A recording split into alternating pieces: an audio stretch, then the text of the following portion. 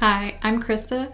I'm a data scientist and instructor here in SAS Education, and today I'm going to be showing you a tutorial on how to create a custom environment in Python for reinforcement learning in SAS. This video kind of assumes that you have some knowledge of what reinforcement learning is.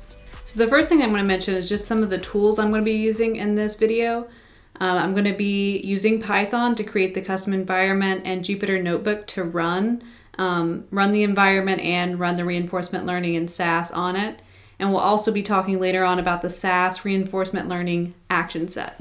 So now I'm going to get into the example that's going to be my custom environment. So I created a custom environment where the agent is a farmer and they're going to try and harvest some berries.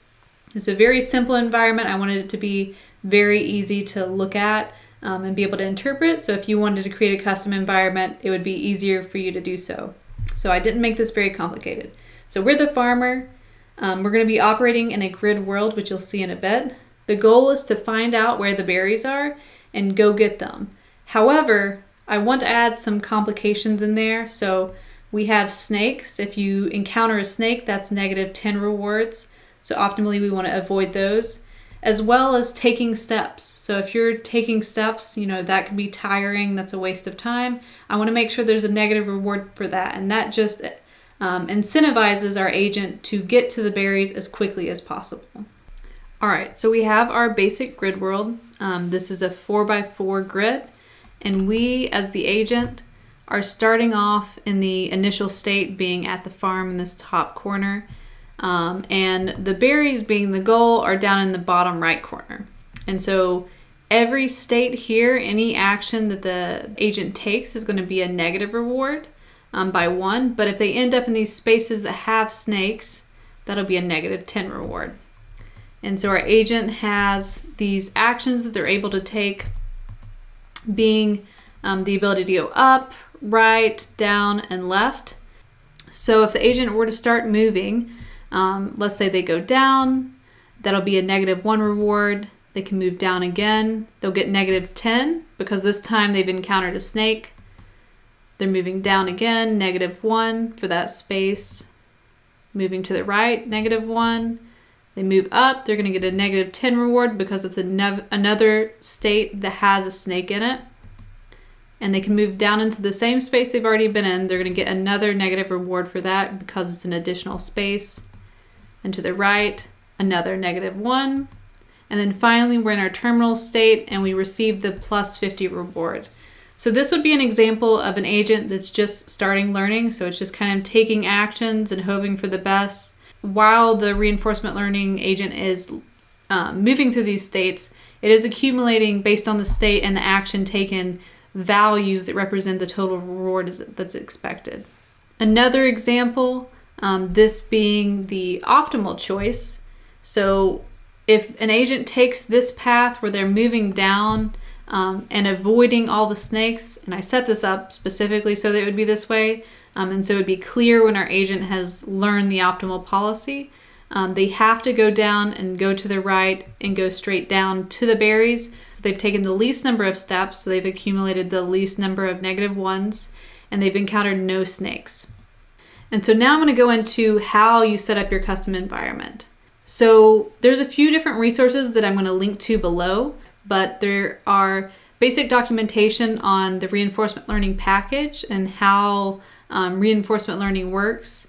There's also the GitHub for the SAS reinforcement learning environment package that we'll be using. And I'll kind of touch on them when we get into the demo, but there are types of environments. So there's a built-in environment, and those are examples like Cartpole is available built-in, so you don't have to host it on a remote server.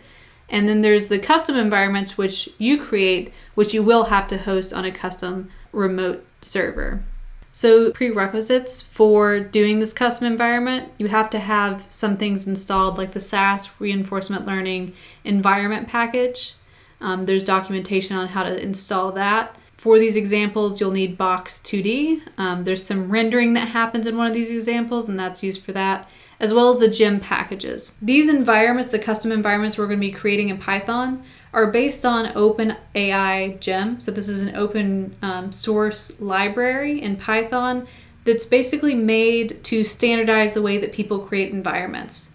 So with reinforcement learning research, or really any research, it's the best if you can have some sort of standardized way that makes it easier to pass things among different people, so that if you create an environment and do some sort of reinforcement method in it, someone else can take that environment and try the same thing out.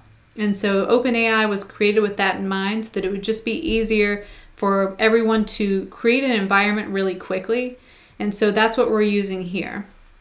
So if you want to create a custom environment and you want to follow the OpenAI GEM documentation for how to do that, there's a lot of articles out there that explain kind of the steps that you have to take to build this. But that's exactly what we're going to be following here. So the first step to creating the custom environment is to create the environment file. And so this is going to be following the standard OpenAI GEM design, which means that you'll need a few different functions for this to fit that design. So you'll need the init function, the reset function, the step function, and the seed, which is kind of an optional function that you set. So the init function is basically the initial state of your environment. So any parameters that you expect in the initial state to be set, you should set those here. There's also two parameters that your function has to have, which is the observation space and the action space. It tells the environment file what the observation space looks like, as well as what actions your agent can take. So you need to define them for this to work as a GEM package. The reset function is what resets the state of the environment. So if you have ended an episode, this is what will happen to reset it back to the initial state. The step function is really important. This is the function that gets the action and simulates the dynamics of the environment. So you take the action, you transition to the next state, you get that reward, and that info is passed back. It also checks to make sure you haven't entered a terminal state in this step. So step 2 is where we're going to be creating a pip package, and it's going to follow the following file structure that you see here. Basically, you'll have a top level folder, the gem dash, whatever the name of your environment is. You can have a readme in there. You'll have a setup.py. We're going to get into what each of these is going to contain I recommend you setting it up like this first and then going and adding the stuff in there. It just makes it a little easier to keep track of. After you've created that, you'll have a folder within that that's going to be gem underscore your environment name. And within that, you'll have an init file and also an environments file. And within that, you'll have another init file and the actual environment file that you'll be creating. So now is where I'm going to talk about basically just the code that'll be inside each of these files. So in your setup.py, you'll have this exact code, changing it for your environment name. So this just tells it how to set it up, and also to make note that you'll need the gem package. Within the init file, in the first level that it appears, you'll need a register function. This will show it where the entry point is for your environment. So all of these that you see here will need to be replaced with what your environment name is. You'll see an example of that when I show the custom environment, but it's very simple. So I basically just copied this code exactly, changing it for my environment name. And then for the init file in the environments folder, you'll need to import your environment.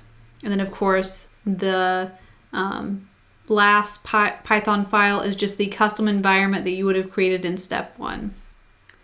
So to install the package, you go to the folder that your environment is created in, the top level, and you do pip install -e with a period, and that'll run through and install your entire pip package. And then at that point, you'll be able to import and create your environment. So if you do an import statement and set it or call gem.make with what you've named your environment, it should make your environment and call that init function. So it'll create an initial state for your environment. All right, so now we're going to get to our demo where I'm going to show you how I'm doing that berry harvesting example as a custom environment, and then we're going to go to the Jupyter notebook to do reinforcement learning in that environment. So the first thing I'm going to do is I'm going to pull up the code I used to create it. And so I want to do this just to show you how easy it was to go from that example code that I listed straight to moving it in for my own purposes. So I basically just anywhere that it had foo, replace that with berry patch. So that's what I want to call my environment. So here's the setup file, the init file. You can see in the same areas that you saw on the slide, foo is replaced with berry patch. And the only thing that's really important to note here is that when you call the gem.make function, you'll want to make sure you have the ID correctly. So here my ID is berrypatch-v0. In our other init file, same situation, replace the foo with our environment name, which is berrypatch. And then here is the thing that we're really interested in. This is how to create the custom environment. So this is the code I created that our agent can go in there and start in that initial state, which is in the top left of the grid, and move throughout the grid to reach the goal. And so this is following the OpenAI gem design. We have our init function, and here's the action space that I talked about earlier that has to be set. Our agent has 4 actions, so it has 4 discrete actions. Our observation space shape is 16. It's a 4x4 grid. There's 16 total states.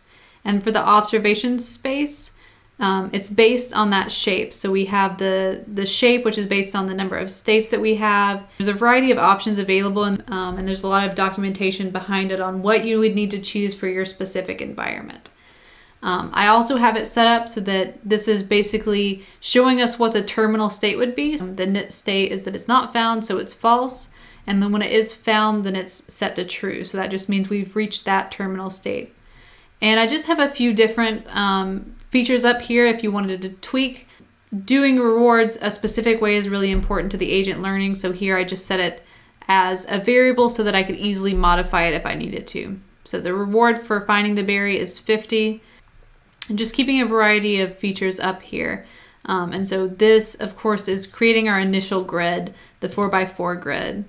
And next, I'm going and adding berries to it. So this is just adding them at the location by adding a reward to that location. And same for the snakes. So for each snake in those positions that I showed earlier, we're going to add a -10 reward. And then, of course, our agent location, depending on your environment, you might want to randomly set their location, but for our purposes, I just wanted it to be in the top left corner. So I set our initial agent location here. So every time an episode resets, our agent will start in that top corner. And of course, here's our reset function. So it resets our agent to be at the initial location again, sets our berry found to be false, and then adds the reward at that space again. And then something that I've done, which I'll kind of get to why you wouldn't have to do it later on, is add print statements throughout my code here. And this is just so that I know what's happening, what the agent is interacting with, and I can see the learning over time. But I'll show you an alternative to that later in this code. I have a function for determining the terminal state, which is the goal complete. We have functions for getting the agent location and returning the reward. These are all optional functions just based on my current environment that I'm setting up. But here is one of the required functions. So this is the step function, and we're passing in an action to it. And so you want to, based on whatever action was selected, move the agent to that current location and then see what the reward was. So we're returning at the very end the agent location as it is after taking that action, the reward the agent got for the action, and whether or not we're in the terminal state. And so you return this each time, and it does this until either the terminal state has been reached or the agent has taken the max number of steps. This is the alternative I was talking about in terms of instead of having all of these print statements I have here. So you can set up rendering so that images will show you how the agent's interacting. So I could have set it up that we had a grid and it could show us where our agent was for each of the time steps and give us like samples of, a path the agent would have taken to reach the terminal state. I haven't done this here, but you'll see later when I run the reinforcement learning on it that I can visually kind of interpret what's happening based on my print statements just fine. I do think it's really nice to have the renderings. Many people have created different renderings for all sorts of scenarios. And then of course we have our seed function. This is just a random number, and then a close. So I have my Jupyter notebook for the reinforcement learning that we're going to be doing. But I want to focus on is hosting this custom environment. And so that's where I'll show you the cart pull example. And in this case, it has the rendering. So that's really what I want to show. But to get started, we're going to go ahead and install our pip package that we created. So what I'm going to do is I'm going to go over here and open a command prompt. So I'm opening the Anaconda prompt here. And what I want to do is go to the folder that our custom environment is in. So I have put it in the C drive. So I'm just going to go there, and then I know it starts with a gem. So we have our gem berry patch, and I'm going to go inside that, and I'm going to run the pip install package. Pip install command. So we're going to do -e dot, and then you'll see it populate. So it's going to be checking a few different libraries to make sure that those are there, and just setting up to install it. And you can see requirements already satisfied for different environment checks that it's different library checks it's doing. And at the end, it's running the setup file and telling us that it's successfully installed our berry patch package. So now that that's done, we want to make sure that that actually works, because it can go ahead and install it but not actually be functional. And you'll know more about whether or not it worked when you go to try and set it up to run. So I'm going to go ahead and do that now. So I'm going to go back up, and I'm going to the Anaconda folder. So depending on what you're using is where you're going to go. I'm going there so I can run Python and then start up our server. So I'm going to go ahead and go. This is all going to be dependent on where it's located on your computer, or what, how you have your Python set up. So now that I'm in our Anaconda folder, I'm going to go ahead and start Python. And the first thing I'm going to do is go ahead and import the package we just created. So we're going to import our gem berry patch package. Next, what I'm going to do is from the SAS RL NV package, I'm going to import run server. So this is what's going to create our server that hosts our environment, and that'll allow us to do the reinforcement learning on it. So I'm going to run that. Okay, so that's imported, and now I'm going to start our server.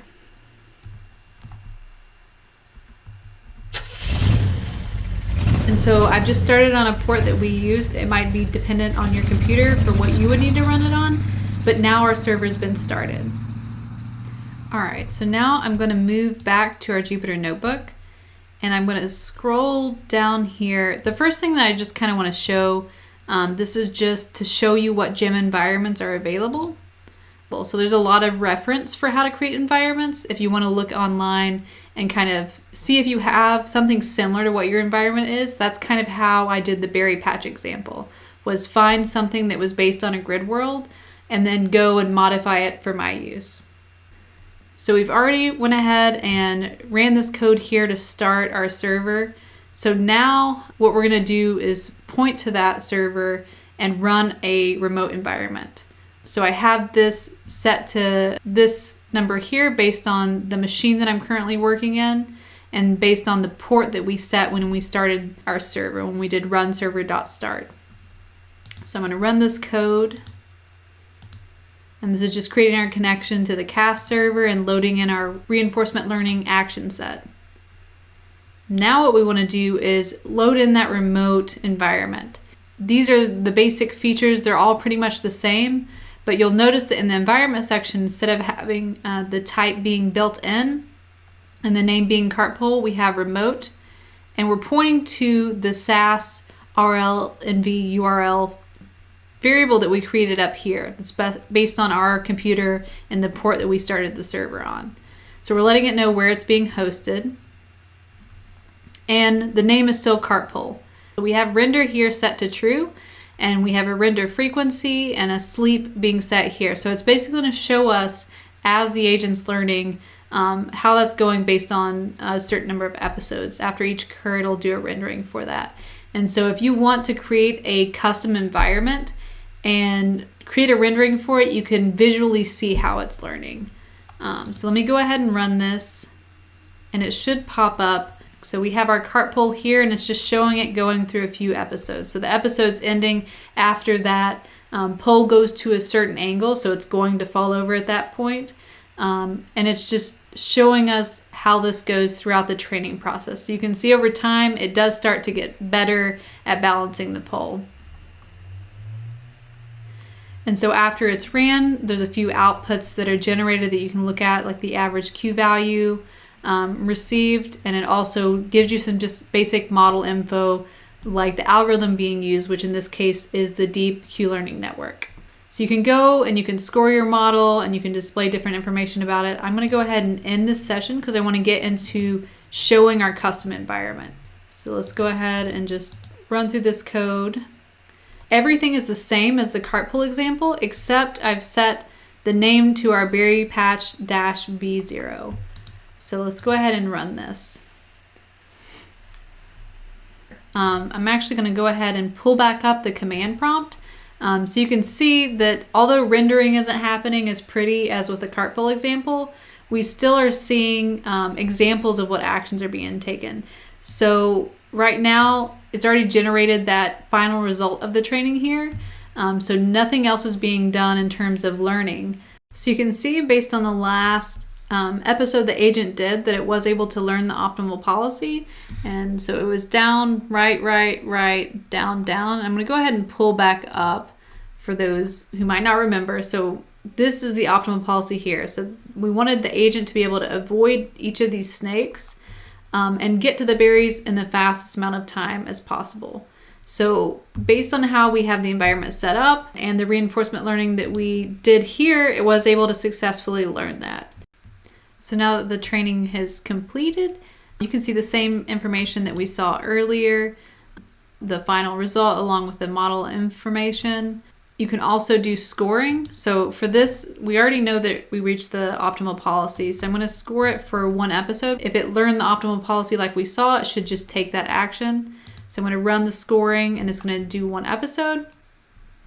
And then I'm going to fetch the score table. So it's basically going to show us the actions that it took and the rewards that it got. So here, the number of actions that it took were 6. And for each of those, it shows the states. We have 16 total states. Remember, it's starting at 0. And then it has the associated Q values and rewards. So for each state that it went into, it got a -1 reward, which is what we expected, until it got to the final terminal state, being the berry, in which it received the reward of 50. So this is ideally what we would be looking for. We were able to evaluate it by letting it take that one episode and be able to say, yes, it did do the optimal policy. You know, the berry harvesting example is a very ideal environment where we have only one path to take and we know that that's the optimal thing to do. So we can set the rewards exactly in a way that the agent would learn very easily. It's going to be way more complicated in more complex environments, and rewards aren't always as easy to set. But this is a good example to just kind of illustrate how you would go about setting up these custom environments. If you want to see any of the resources that I talked about earlier or additional resources that may help you doing reinforcement learning or creating custom environments, check out the description below. And if there's anything that you want to see in other videos, please comment below. Let us know what you want to see. If you're interested in other things like this, please subscribe to the channel. Thanks for watching.